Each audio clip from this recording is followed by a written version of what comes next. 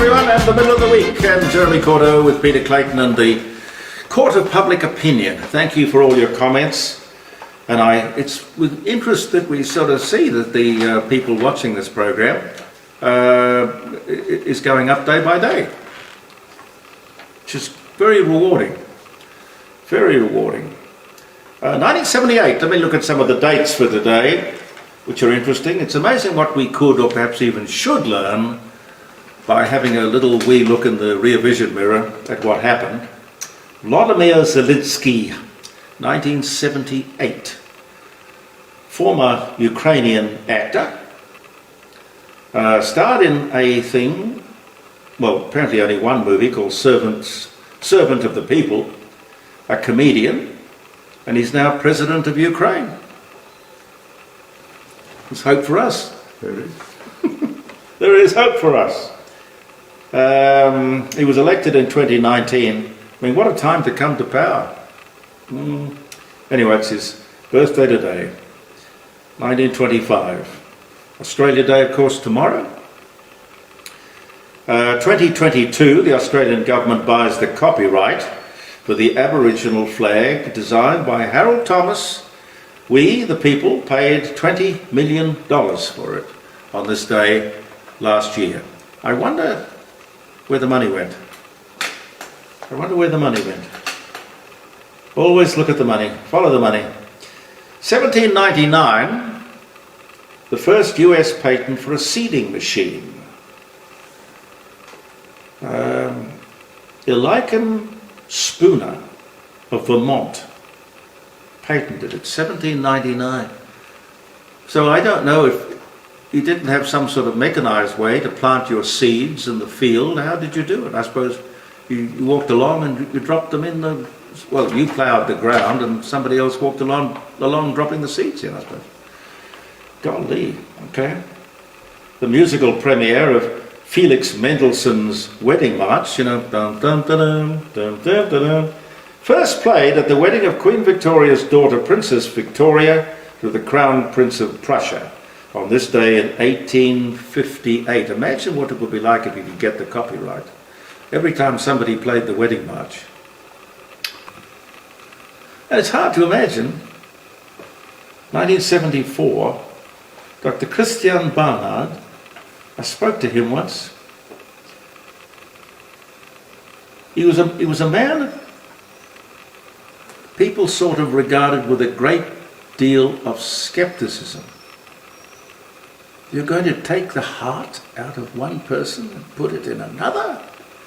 I suppose in 1974 it was considered something akin to, some people thought it black magic, other people thought it a miracle. But this was the day, the first heart transplant. Now apparently the recipient didn't have a heart. They'd managed to keep him alive artificially while they looked for a suitable donor.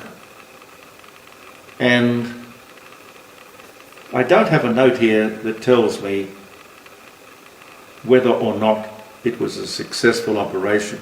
I seem to remember that the first operation was successful, but it was for a limited number of days.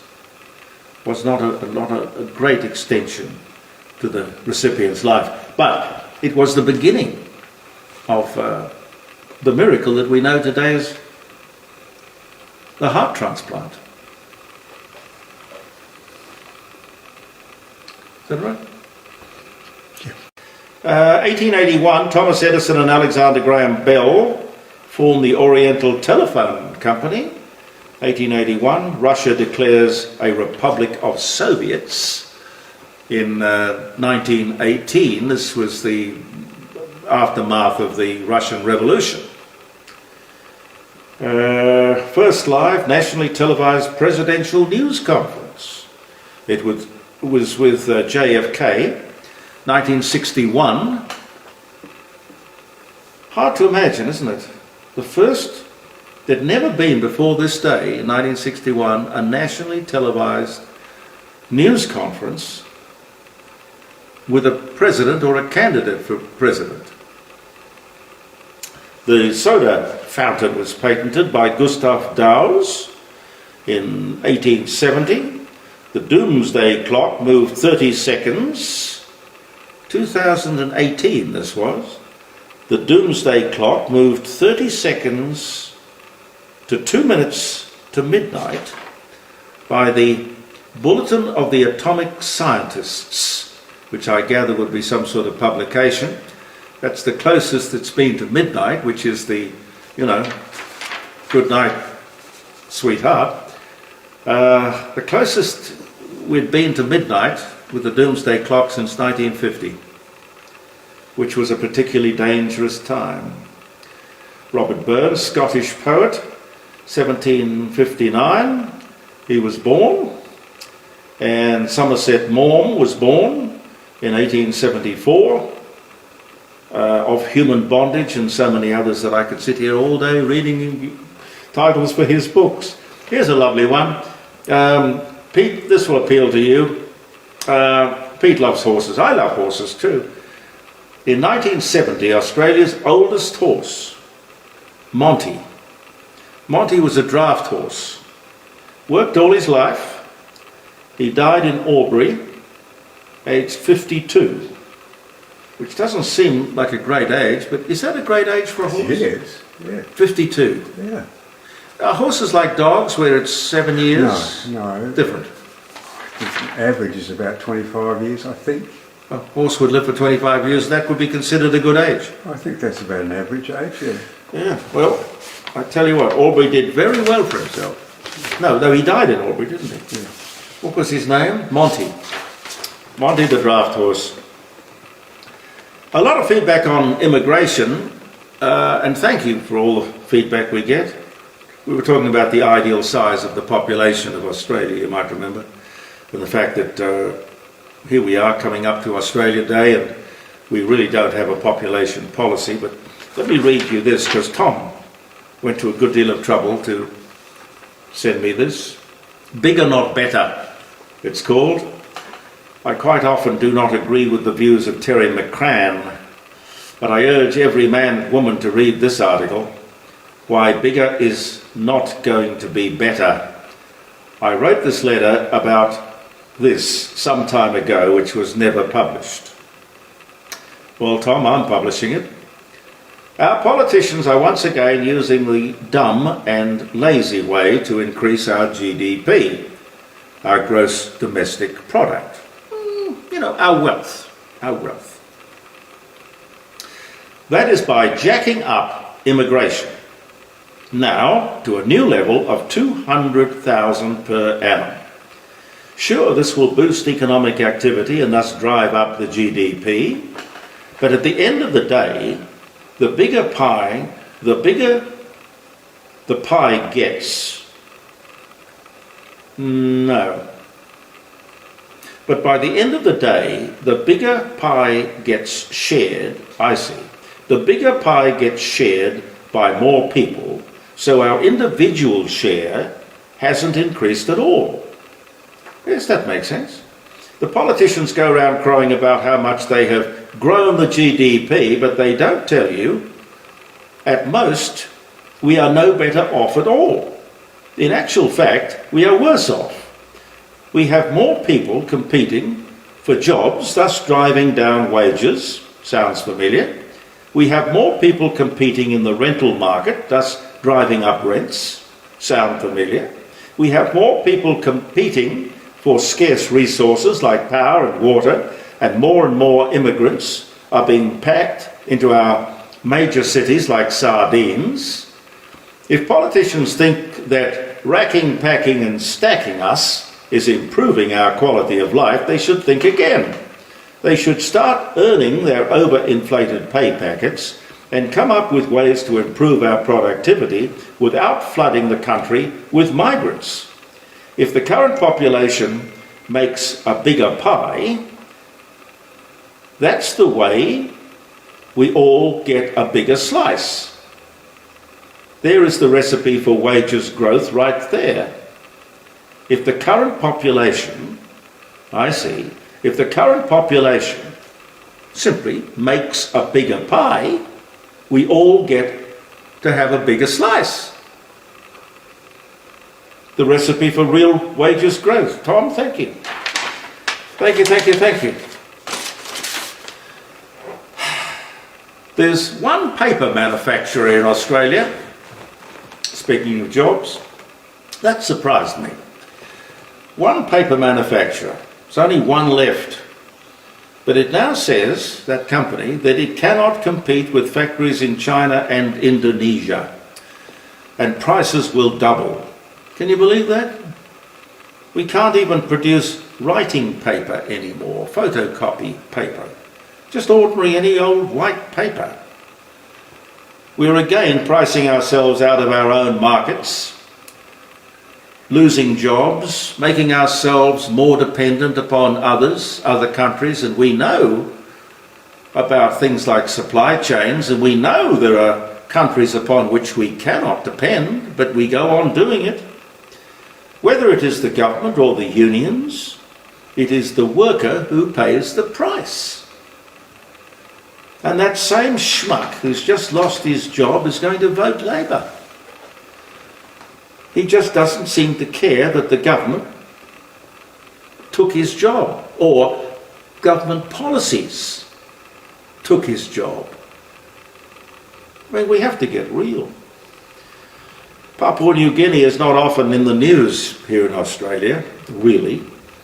It probably will be more so in the future because it's one of those territories that China, Australia and America are getting out their checkbooks to impress. Well, how else do you win friends and influence people these days except by waving your checkbook around? Anthony Albanese has been in Papua New Guinea recently. A defence treaty, it says here to be negotiated or signed. Well, I mean, that all sounds a little rubbery.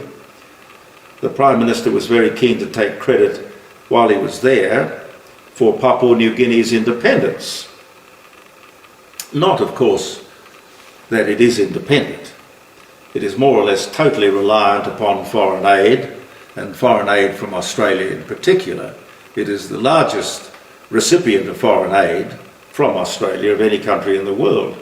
But according to Anthony, it was all the doing of Prime Minister Whitlam and Michael Somare, later Sir Michael Somare. Interesting for a socialist to take an imperial title. Anyway, my understanding, having some small insight into this, puts a slightly different light on things. I remember talking to Andew Peacock on his retirement from politics, and I asked him what was his proudest achievement. Many people regarded him as the best Prime Minister we never had. He was certainly colourful and interesting. In many ways, I guess he was a bit too left-leaning for me. I don't know. But I asked him what he thought what he would like his political epitaph to be. And he said, oh well, without a doubt it would be my work in acquiring independence for Papua New Guinea. And you can check all of this out, by the way. Andew Peacock was the Minister for External Territories, and he worked tirelessly from 1969 for the independence of Papua New Guinea, which pretty much, as I've said, is in name only. But they are of significant strategic importance. That's why China is there with its checkbook. It's why the Japanese wanted it so desperately in World War II. It's the stepping stone to Australia. It's vital that we keep Papua New Guinea on side, our side. I salute the efforts of this government in maintaining our good relations. But if you doubt that it was Andew Peacock who acquired independence for Papua New Guinea, you could look up their official government website, which says it all. They made Andew a chief in 2006. They gave him their equivalent of a knighthood, the GCL, to go with his AC. But it's interesting that the Japanese gave him, Andew Peacock, a knighthood as well, I believe. People don't remember history. I don't know what connection Whitlam really had with the independence thing at all, but with the Kokoda Trail and the Fuzzy Wuzzy Angels, we in Australia have a great relationship with Papua New Guinea. It was forged in the harshest of times and the worst of possible times. The Papua New Guinea of today, with the rascals and the lawlessness and the craziness and the inability to support itself, it's a challenging kind of situation to our north. But they are lovely people. They are absolutely beautiful people, the Papuans. And it's hard to imagine, you know, that they were headhunters not so long ago. They were cannibals in recent history. In fact, I'm told that in the highlands, where they've never ever seen a white man, they are still headhunters. But in Port Moresby and in most of the country, the national anthem of Papua New Guinea is God Save the King. True story. Defence is a subject that will never be out of the news one way or the other. A very big ticket item, defence. Defence and welfare would be the two biggest tickets. Always has been, always will be, but with all of these latest purchases about which you might have read, I was saying last week that Australia should have a population policy, and I mentioned it again. But trying to identify the ideal population for Australia is important, but also as important is a defence policy.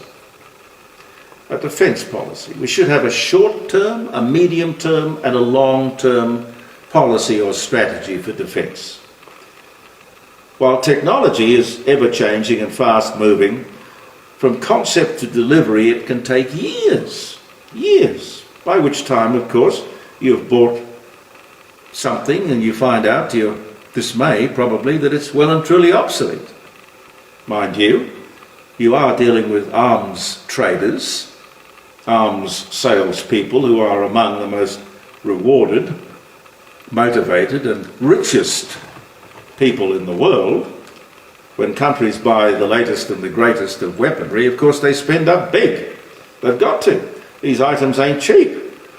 And these salespeople know that they're dealing with decision makers who are not spending their own money.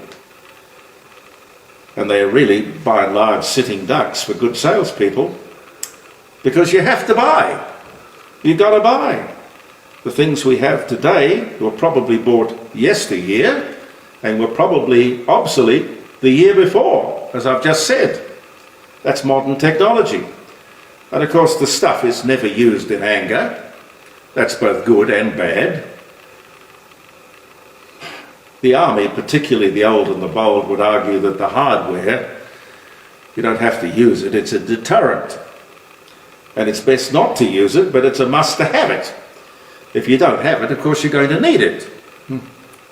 I don't know. You can only do what you can afford to do. And you have to keep everything in perspective and balance the risk and assess the threats. The lead time, of course, is the biggest problem when you buy today and you can't take home till not tomorrow. Try 10 years down the track, as I've said. By which time, of course, technology and the world and the challenge or the enemy or the threat has changed as well. And the other huge problem about spending mega dollars on hardware, we really should be putting a lot more money into building our cyber capacity. When an enemy can destroy your economy, your banking system, your food chain, your transportation, absolutely everything, with the push of a button, you can paralyze a country, basically destroy it, without firing a single shot and keeping all the infrastructure intact. Perfect. Why would you waste money on hardware blowing things up when the future seems, anyway, to be the whiz kid, the boffin, the computer geek? And by the way, if it is the Chinese that we're worried about. I get the feeling that every second person in China is a computer genius. So we have a big problem right from the get-go. Thank you very much for viewing the Court of Public Opinion, ladies and gentlemen. Believe in yourself, and we'll see you tomorrow, Australia Day. Thanks for viewing.